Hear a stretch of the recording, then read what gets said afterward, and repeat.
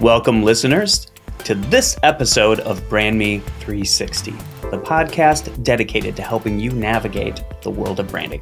I'm James. And I'm Veronica. And over the course of several episodes, we are exploring everything you need to know to create, grow, and sustain a powerful personal or business brand. Whether you're a solopreneur, small business, or someone looking to understand the ins and outs of branding, this podcast is for you. Each episode will bring you insights, tips, and real-life stories to help you build a brand that stands out and resonates. And thank you for tuning in. Let's continue your branding journey with BrandMe360. Today's episode, we're going to review differences between branding and marketing. For those of you watching our podcast on YouTube, we're going to share a graphical representation that compares and contrasts branding and marketing. So let's get started. Veronica, how are you doing today? Doing pretty good. How about you, James? I'm doing great. I know that I get really confused when I try to think about the differences of branding and marketing because it seems like they just overlap a lot. And at the same time, I think there are some really important distinctions. And it's important for me, I think, and of course, important for our listeners who are trying to build their brand, that they understand those differences, especially, I think, from a strategic perspective. So what do you think about that, Veronica? The line is very blurred, for sure. And oftentimes, just in working with my clients on a brand, the marketing conversation happens naturally because they're so related. And as a general introduction into this idea, the brand is the jacket that you're wearing when you're going out canvassing. So it's what people are going to remember, the impression that you're making, and not the message that you're giving, which is actually the marketing piece. So if you're selling a product or a service, that's marketing. The brand is what you're wearing as your marketing. So, for example, your logo is specifically your branding, but somehow a logo gets worked into your marketing efforts. And as we talked about last week, the brand is actually more than the logo. So it's how you are talking, the tone of voice that you're using, the people that you're addressing, as well as the colors that you have and the font that you're using and the overall look and feel of your presentation. That's the brand. And what you're actually selling is the marketing. It's very blurred, very fine line. It does seem that way. And at the same time, as we were saying, it seems really important to understand the differences between the two. So is there something generally you can tell our listeners about that, like why this is so important to understand that there are differences? I think that the most important thing would be the consistency. So while you might be having different messaging that maybe different products or different services or a different webinar that you're promoting, that it needs to fall underneath that umbrella of your overall brand so they know that it's you talking. If you have a different look for everything, then it gets a little bit confusing. So sometimes we can actually, this is getting a little bit deeper, but sometimes you can actually create a brand ecosystem where maybe you do have a different logo for this webinar versus that webinar, but the logos look very similar or they have the same overall look and feel to them, which would be your umbrella brand. It's all about being memorable. Yeah. Right. I mean, it makes sense to me also thinking as a web developer. So I have my business, arawatech.com, a lot of design development and managed web hosting for my clients. And one design aspect of a website is a landing page. And that landing Mhm. page doesn't necessarily have to follow the standard branding elements that you might have in the rest of your site because it's a single purpose uh, um, effort when you have a landing page. You're trying to get a specific goal achieved, very, very narrow goal. But yes, generally speaking, I hear what you're saying. Like, you don't want to show up at the party with a different costume every time. You really want to have something Mhm. consistent. So let's start talking about the overall differences between branding and marketing. And in your handy graphic that we're going to be sharing with our YouTube audience, you have it broken out into branding as the why and marketing as the how. So, could you describe that a little bit more? Specifically in my branding process, I really focus on the why, taking Simon Sinek's beautiful advice. And what people connect with most is if they believe in your why. So the brand is all about portraying that to the ideal audience. And marketing is the how you're doing it. So whether you decide to have a social media campaign or an email campaign, if it's on a website, whatever, or brochures that you're handing out, business cards, that's the how. So the why needs to lay on top of that. I don't know. They're really like abstract concepts, and hopefully I'm portraying it in a clear manner. Well, I think so. And as we get into the details of where we're kind of comparing and contrasting branding and marketing, the picture will probably become a lot clearer. I mean, as much as it can be with these two concepts.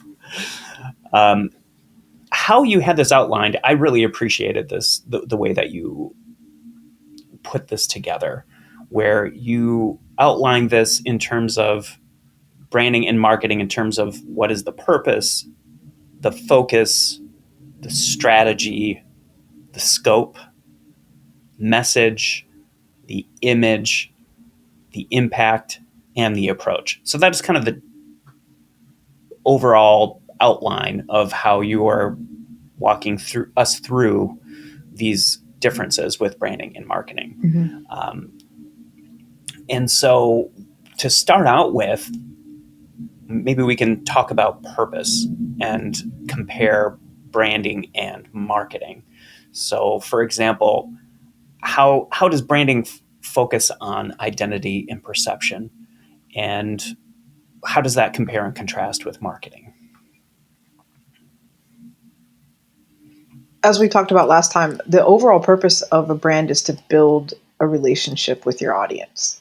So it is portraying your identity and creating a perception of how people view you and your business. And that's a long-term game. That's that's why like to think of it as the umbrella that marketing is under, because it takes time to build that identity, and it takes time to have a consistent look and feel so that somebody will recognize who you are and what you're doing, even if they just see your colors, those colors.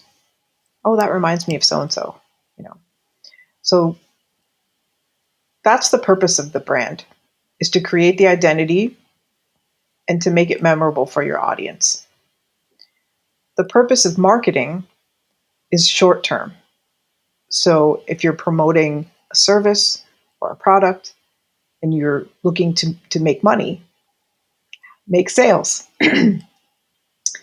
And that is something that is done with campaigns, uh, an advertisement or an email campaign, social media, something along those lines. And again, underneath that umbrella of the brand.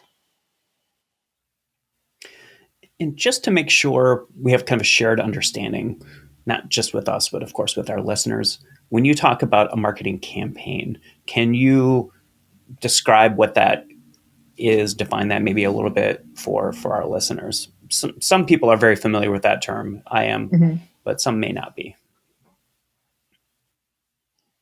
Well, it's basically the technique that you're using to promote something. So, a marketing professional will come up with a strategy in order to funnel your ideal clients through a system where they eventually buy. And it could be something like you have a freebie that somebody finds on your website or maybe on a social media post, and they download that freebie, but in order to get it, they have to provide their email address to you. Then you have some email going directly into their email box. Hey, I noticed you downloaded this freebie. That's great. Do you have any questions about it, et cetera, et cetera? Then you've created a conversation. And throughout that whole conversation, there is a brand that is overlying or underlying all of it, so that they know every time that you appear in their email box that it is you. So that is a direct promotion and sales campaign example. Um, as far as the specific definition, I don't know if I have that like off the top of my head, but I hope that that example helps. Well, I prefer examples. I think it's Yeah. easier for me to understand it with that approach. And one thing that I've have been working on is an onboarding campaign, for example. It's another flavor Mhm. of a campaign, right? So once you have a new client signed up and you're working with them, going through a process of explaining yourself, explaining what the nature of the relationship is going to be like, trying to provide useful information along the way to as guideposts, if you will. So that's how what I think of when I think of campaigns. Mhm. So, are there more things that we can explore with purpose before we move on to the comparison and contrasts with focus where it comes to branding and marketing? Not that I can think of at the moment, actually. Well, let's talk about that then. I know that when we've discussed focus in this context, the importance of building long term relationships with customers is key. So, do you have examples of how freelancers, small businesses, how they can cultivate these relationships with focus in mind? Cultivating relationships, I feel, is actually a really blurred line between brand and marketing, because as you're talking to anyone about the services that you're offering, you're marketing. At the same time, you're building that long term relationship. So that's why it's very important to have a consistent tone and a consistent message that you're giving, so that they remember it's not just about your name. They might remember your name or they might not. And we actually have better memory of visual things than we do reading text. So having that logo or that image of you appear consistently every time you send a message into their inbox, it will create another connection in their brain, so that they know, oh, this is the website person, or oh, this is the healer, or this is, whoever you are. And that long-term relationship is building your brand, but it's also part of the short-term transactions. So again, we're talking about things being really blurred. Um, and consistency is key, which we're going to say that probably a million times as we talk about branding. But it can't be emphasized enough, in my opinion, Mm-hmm. especially when you're going through that process of creating and building that brand in the first place. I think in the last episode, you had talked about giving enough space and time to develop that brand because it's going to Mm-hmm. change as you're working toward um, creating that symbol or brand or logo that represents who you are and what you do. Right. It's also, I feel like I need to say, don't be afraid to make a change. So Right. part of growth is being adaptable. So if you're noticing that the messaging that you're using or the tone that you're using isn't connecting with your audience, you can evolve it, you can grow it, you know. So don't be afraid to adapt. Oh, I have to stick, like, there's never anything that is, you know, set in stone. It's really important to observe what is resonating with your audience and what isn't. And you can look at various things to find that out. If you want to look at analytics, if you're a numbers person, um, that's very helpful.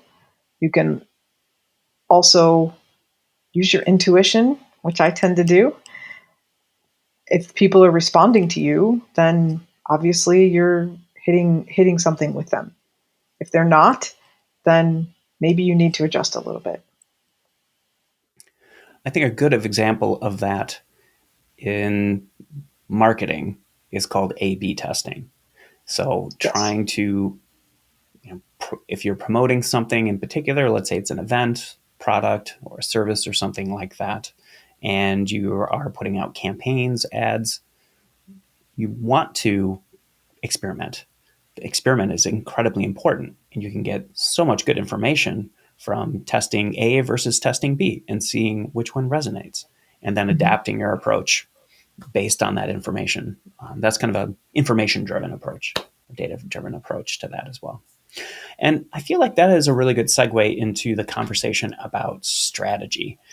Yes. Let's talk about branding and marketing from a strategic perspective. I know on the graphic that you created, again, super helpful. Wish I had this a couple years ago. There in branding, you have differentiating and positioning versus in the marketing side of things, market research and targeting. Mm-hmm. It's a pretty dense part of the conversation. So I just want to give Yes. you some space to explore that a little bit for us and for our listeners. So differentiating and positioning. There might be, I don't know the numbers, honestly, but let's say there are 1,000 yoga studios in your general area. Okay. And you want It's probably to, right. yeah, especially if you're in a place like, you know, Chicago or New York City, there's probably even more. Um, you want to speak to your audience in a way that they will resonate with them, but you also want to let them know how you might be different than those 999 other yoga studios and why they should choose you. So that's part of the brand's job in differentiating you from the other studios. Generally, when you go to a yoga studio website, you're going to look for the event calendar, when are the classes, how can I sign up? You expect to see people doing poses. You have kind of an expectation when you go to that website. All of them generally look the same. So, what's something that you can do different that someone that is looking for a different experience would come onto your website or see some of your posts and say, oh, that's the studio that I belong in? I just actually had this experience last week looking for some yoga studios in this area that I live in. And I chose one over the other because of her marketing. or I'm sorry, because of her brand. And the reason is she was talking more holistically. She was talking about the Mm. overall experience of being in one of her classes as opposed to the health coach approach, which does not resonate with me. Might resonate with other people. So both of those studios did a really good job of differentiating themselves so that their particular student would want to come to their studio. So that's differentiation and positioning. And now I can definitely see the difficulty with how much these two things overlap in a Mm-hmm. strategic approach with branding and marketing, because immediately what popped into my mind are listing websites, for example, where you might go and find a long list of yoga studios that you can choose from. To me, that choice of what listing service that you might work with is more on the marketing side of things. Is that accurate? Mm-hmm. Right. So this is where you start targeting. So you're in the neighborhood, but which doors are you going to knock on, right? So then you're targeting. So maybe you're a yoga studio that caters to women over 50, which would be me. And that is the audience that you're going to target. So that when the ads come on Facebook or they're looking on Google, it's going to be the first thing that comes up because they match the demographic that you're after.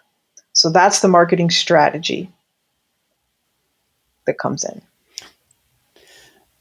That is really helpful. I especially like the example of, which doors you're going to be knocking on. That for me helps kind of visualize not only where we're overlapping these concepts, but also where the distinctions are too. So from a branding and marketing perspective.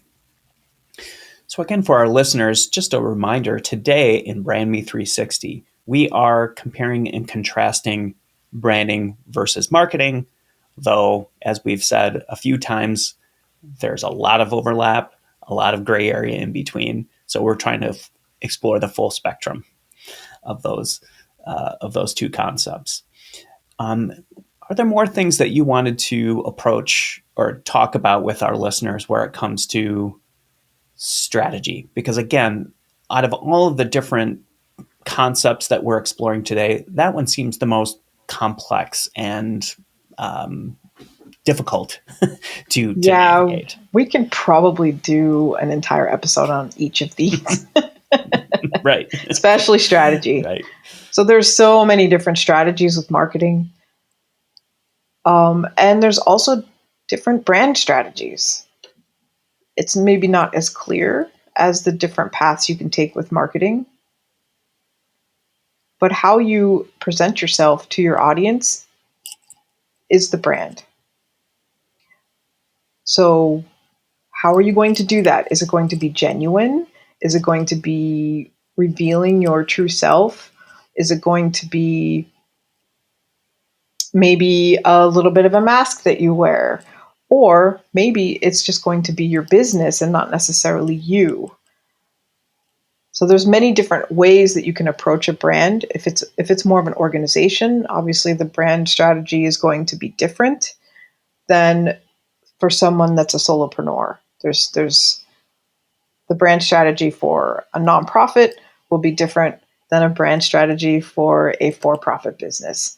So there's lots of different ways that you can go about this, and we could start talking about personas and ideal clients and all of those things that help build the brand. And then they also move into the strategy for how you market to those people. So again, you know, when you're knocking on people's doors, who you're knocking on, which door you're knocking on, and what you're saying to them is marketing. The coat that you're wearing and the pamphlet that you're handing them is the brand. No, I appreciate that. What popped into mind for me is one of my marketing strategies is word of mouth and Mm-hmm. meeting people face to face. So when that happens, I'm prepared with maybe this is old school, but I'm prepared with a business card. That business card has my branding on it, and of course, my contact information, and how I present myself, and the fact that Mm-hmm. I'm reaching out in person, having a conversation, handing that card. That to me is part of my brand and marketing strategy at the same time. So the branding is the logo on the card and things like that. Uh, how I look, which makes me a little nervous. But anyway, that's something I definitely want to keep in mind. But also, yes, the marketing part of it is actually getting out there and having those conversations um, and and being authentic at the same time. So I can see the importance also that with that branding part. Yes, and that's a great example of where the two really intersect. So the fact that you like to talk to people, which I do too, I like one-on-one conversations, that is part of your brand. Personalized experience is part of your brand. It's also a marketing technique. So they are definitely, there's one thing can be both. And that's why it gets confusing and blurry. Right. So do both perfectly every time. No, just kidding. So yeah, and I think we can safely say that in future episodes, strategy will come up a lot, and we might even consider devoting at least one episode to simply strategy because it is as I've mentioned, a dense topic, complicated, and incredibly important. So now let's talk about scope. You have on your diagram for the branding side of things, or the why, emotional connection. Mhm. And the marketing side on the how is the broad audience reach. I feel like I generally understand what you mean by making an emotional connection from a branding perspective. The other side of it is not as clear to me, which is the broad audience reach. That sounds a little like strategy to me, but I'm just curious how that fits into scope. It is a little bit of strategy, but the scope of marketing is making sure that you are conveying your message across a broad enough audience that your individual people are going to pop out of it.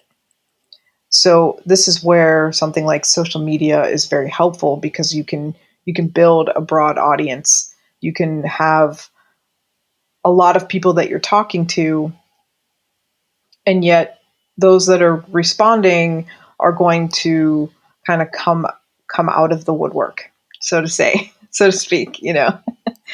Um, that emotional connection that you create is the key to that process.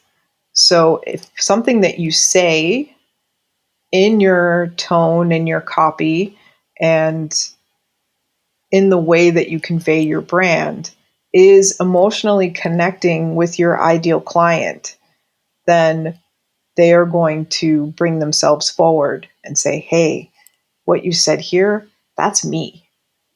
And I want to work with you. The conversation around scope seems to lead easily into the conversation about message, where branding you described as value and storytelling, Mm-hmm. and marketing is more the product, features, and benefits. So maybe you can talk about how businesses can effectively communicate to potential customers given this nuance with branding and marketing. Well, we love stories. It's just we're storytelling beings. It's just how we move through things. We read stories to our kids at night when we have conversations with friends. Oh, I've got to tell you this story that happened to me the other day. It's just what draws us in. So the more storytelling you can do on your website or on your posts or in your emails, sharing your experience will help to create that emotional connection. And it's not like you have to come out and literally list your values. Your values will be inherently built into your storytelling.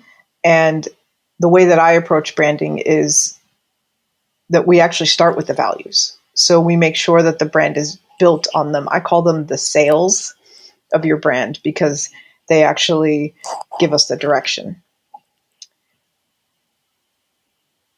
So that's where that messaging comes in the brand piece. But go ahead, James. No, it's struck me as personal in my journey with branding. I tend to be a very direct communicator, and what you are talking about is something a bit more subtle where it comes to telling your story. And I really appreciate that because my tendency is to just list those values. And that sounds like it wouldn't be as an effective approach as what you're talking about. It can be. If that's your way of doing things, I would never tell you don't list your values. Just saying it's not necessarily something you have to do. So if you're a honestly though, if you're a nonprofit, you do have to have your vision and mission statement listed. That's just something that's required. So just to be really clear about that, it is something people look for, whether it's built into the messaging or when you're talking to them. It says, "Hey, I know you. I know you value your spiritual journey. So what can we do? Blah blah blah blah blah." You know, so even just putting it like that, where it is actually stating the value and the value that you're going to connect with that audience on, it's not like a bullet point of, these are our values, da da da da da, which you will see companies do that too. Um, my only point was don't feel like you have to have them like in your footer or something like that, you know, but they do guide the brand in which direction you're going to go in. Somebody I that values the appreciate that. environment and um, Yep.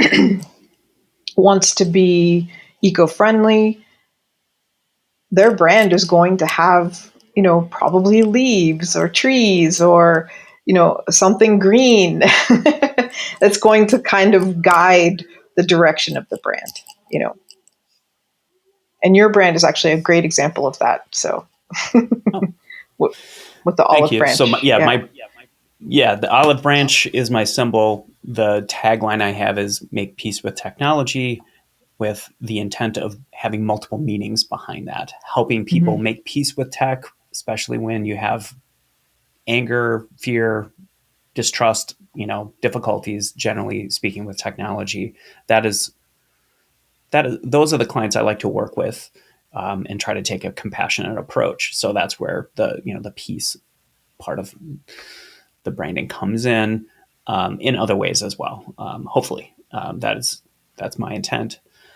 And recently, I tried to do a little bit of new copy and rebranding, to be a bit more subtle. Maybe it isn't, but I wanted to make it clear, like, I want to help you make, I want to make technology work for you, not against you. That to me conveys really my motive, and probably underneath of it what my values are. Mm-hmm. Yeah, I would agree with that. So just in that comment you just made comes through several values. First off, you're very helpful and you're not judgmental, because people sometimes feel a little embarrassed if they don't quite understand technology. And making peace with it, to me, shows that you value that. You value peace. You value being at ease and being mindful. So built in make peace with technology, you can see your values shining through that. Does that make sense? It does to me, and I hope it resonates with people who visit my site or see my branding and marketing. So, but I appreciate that. And I don't mind being on the exam table when it comes to the branding and marketing conversation as well. I can always benefit from that. I can always learn more. So this does actually get into that concept of image that you have Hmm. outlined here when we're comparing and contrasting branding and marketing. So branding you have as reputation and recognition, and marketing as visibility and awareness. So perhaps we can discuss some of the tactics for increasing brand visibility through marketing. Again, we're talking about those kind of blurred lines between those two concepts. Right. So again, it will go back to that, I knock on your door, I'm wearing the same coat. You might remember me from last week because of my beautiful red coat, you know. Um, you might not remember what I talked to you about, but that's what I'm going to do because I knocked on your door. So that recognition, that visual recognition is the brand. And your reputation is built into that as well. So it creates credibility, and there's this thing that's been floating around lately, like, know, and trust. Maybe it's not lately, maybe it's been around forever. So that reputation that you're building, the like, know, and trust, is built into the brand. How you're getting that out there is the marketing. So again, Right. we're talking Right. about strategy, right? These lines are all blurred together. So visibility and awareness of who you are and what you offer. So the reputation and the recognition is saying, oh, I know that person. And now I'm seeing them on social media. Now, oh, they just did a podcast interview. Oh, I signed up for their email and now I'm getting their newsletter. And those are things that will help to spread the awareness of who you are and what you do. Right. Which also sounds a bit like the next part of this diagram, which is the impact, where Mm-hmm. branding is that loyalty and trust, and whereas the marketing side of it is sales and revenue. And I Mm-hmm. felt out of all of the different categories that we were talking about and comparing branding and marketing, this is the one that I think was the almost the clearest distinction between the two, Yeah. um, where you know branding is thinking about how a strong brand can contribute to that loyalty and repeat business, where on the marketing side of it, it's really we're talking about sales or building a client base if you're a nonprofit, increasing your membership base or something like that. Does that Mm-hmm. make sense? Yeah. Yeah. And that again, it's that the brand is the long-term game. So building trust and loyalty. And I have clients that I've done work for, I we started working together 5 years ago, and I might not hear from them for several months. But when they need a new business card, or they want some flyers made, or anything that has to do with their brand, they come to me because they trust me and they're loyal to me. And that is the impact on my business, is the sales, right? So the impact on them is that they trust me. The impact on me is that it helps my sales and revenue. Right, exactly.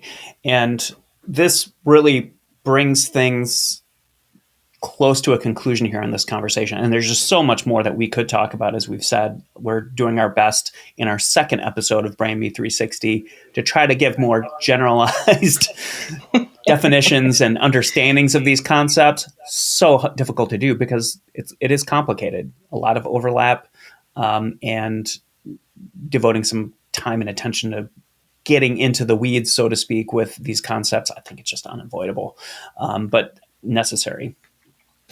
Let's finish things up here with talking about approach, where you talk about branding as holistic and strategic, and With a marketing approach, it's more about creating a need. And again, I feel like the distinctions here are a bit clearer between branding and marketing with Mm-hmm. with approach than with other concepts. So can you just tell our listeners why is it important to have a comprehensive branding strategy?